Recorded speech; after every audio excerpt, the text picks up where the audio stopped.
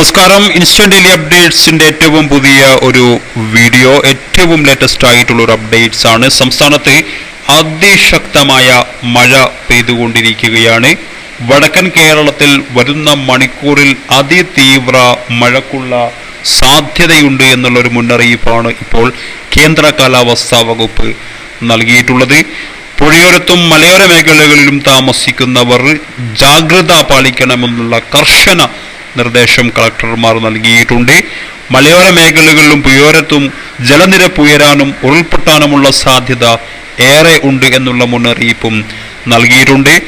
കണ്ണൂർ, കാസർഗോഡ്, മലപ്പുറം ജില്ലകളിൽ ഇന്ന് red alert പ്രഖ്യാപിച്ചിട്ടുണ്ട്. എറണാകുളം ചെമ്പുമുക്ക് അട്ടിപ്പേറ്റി നഗർ റോഡ് ഇടിഞ്ഞു വീണിരിക്കുകയാണ്, പ്രധാനപ്പെട്ട ഒരു അറിയിപ്പാണ്.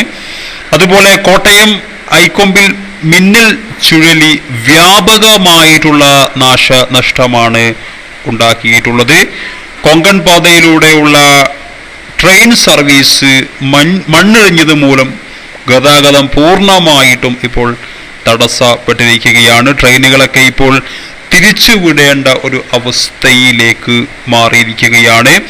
കോഴിക്കോട് ജില്ലയിൽ കാറിന് മുകളിൽ വൻ മരം കടപുഴകി വീണു കാറ് പൂർണ്ണമായിട്ടും തകർന്നിരിക്കുകയാണ്. വിവിധ ജില്ലകളിലാണ് ഇത്തരത്തിൽ വൻ വ്യാപകമായിട്ടുള്ള നാശനഷ്ടം ഉണ്ടായിട്ടുള്ളത്.